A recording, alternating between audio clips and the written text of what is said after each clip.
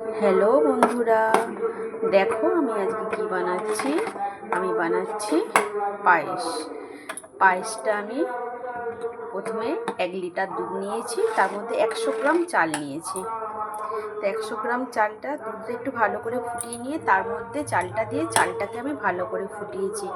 এবার চালটা ভালো করে ফোটানোর ফলে দেখো একটাও ভেঙে যায়নি, কি সুন্দর গোটা গোটা আছে, অথচ সেদ্ধ হয়ে গেছে।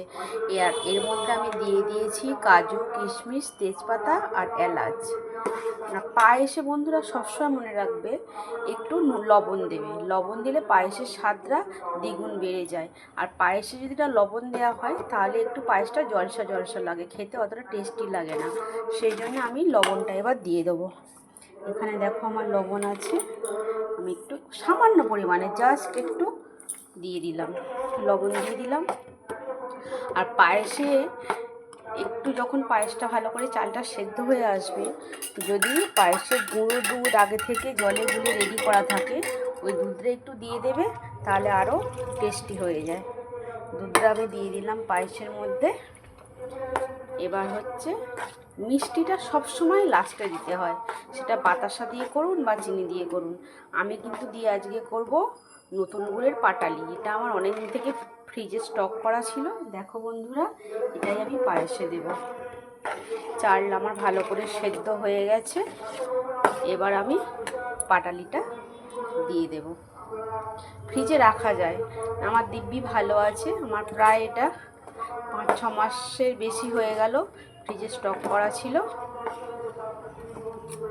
এবার হচ্ছে আগে যদি মিষ্টিটা দিয়ে দেওয়া হয় তাহলে চালটা ভালো করে সেদ্ধ হয় না। সব সময় পায়েসে মিষ্টি দিতে গেলে শেষে দিতে হয়, না আবার কিছুক্ষণ আগে। আর একটা কথা বন্ধুরা, পায়েস যখন পুরো কমপ্লিট হয়ে যাবে তাতে একটু ঘি দিয়ে দেবে, পায়েসের স্বাদ আরও দ্বিগুণ বাড়িয়ে দেয়। আমি তো দেবই, কিন্তু আমাকে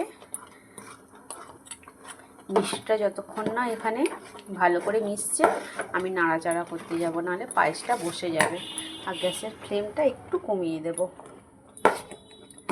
দেখো বন্ধুরা, পায়েসে বাতাসা দিয়ে করবেন, ভালো টেস্ট হয়। আমি যখনই করি চিনি দিয়ে করি না, যখনই করি বাতাসা না হলে পাটালি দিয়ে করি, নতুন গুড় দিয়ে করি। দেখো, এটা আমার খেজুরে গুড়ের পাটালি ছিল, সেটা দিয়ে আমি আজকে বানাচ্ছি। যতক্ষণ না এটা গুড়টা ভালো করে পায়েসের সঙ্গে মিশে যায় ততক্ষণ আমি নাড়াচাড়া করতে থাকবো। আর গুড় দিয়ে পায়েস করলে কালারটাও খুব দেখতে সুন্দর লাগে। চিনি দিয়ে করলে সাদা হয়ে থাকে, কিন্তু এটা একটু লালচে ভাব হয়, তো পায়েসটা দেখতে খুব সুন্দর লাগে। আর একটা খেজুরের গুড়ের সেন্টই আলাদা।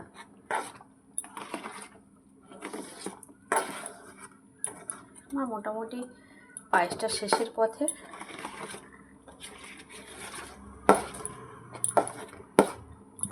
দেখো এখনও এটাকে ভেঙে দিলে ভালো হতো, কিন্তু আমার ভাঙার কোনো পজিশান নেই, সেই জন্য আমি এটা গোটাই এর মধ্যে দিয়ে দিলাম। গরমে এটা গলে যাবে। আর এখানে ঘি রেডি করা আছে, ঘিটা নামাবার সময় আমি দিয়ে দেবো একটু। তোমরা বন্ধুরা এইভাবে পায়েস করে দেখবে, খুব টেস্টি লাগবে। আর একটা কথা, লবণটা দিতে ভুলবে না। লবণ ছাড়া একবার করে দেখবে আর লবণ দিয়ে করে দেখবে। অনেকে বলে পায়েসের লবণ দেয় না, কিন্তু আমি সবসময় দিই, দিলে খুব টেস্টি হয়, স্বাদটা ভালো হয়, আর কিছু না। সেটা এবার যে যার নিজস্ব ব্যাপার, লবণ দেবে কি না দেবে, স্কিপও করে যেতে পারো, কিন্তু আমি দিই বলে সেটা বললাম।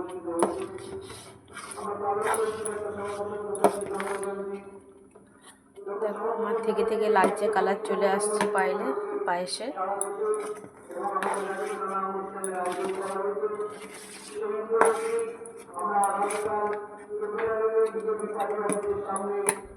আমরা বিনামূল্যে স্বাস্থ্য আয়োজন করেছি।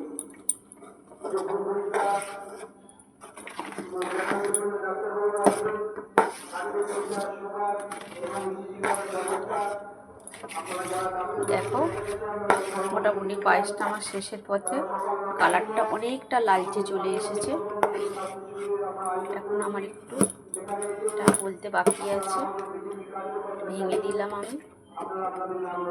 এটা ভেঙে দিলে তাড়াতাড়ি গলে যায়, ভাঙার মতো আমার কাছে ছিল না, একটু শক্ত হয়েছিল, ফ্রিজ থেকে সবে বের করেছি তো তাই। দেখো কালারটা কেমন এসেছে।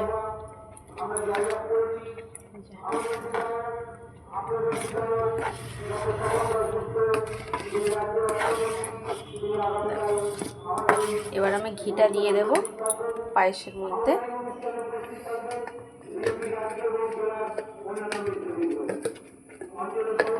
এই ঘি দিয়ে দিলাম।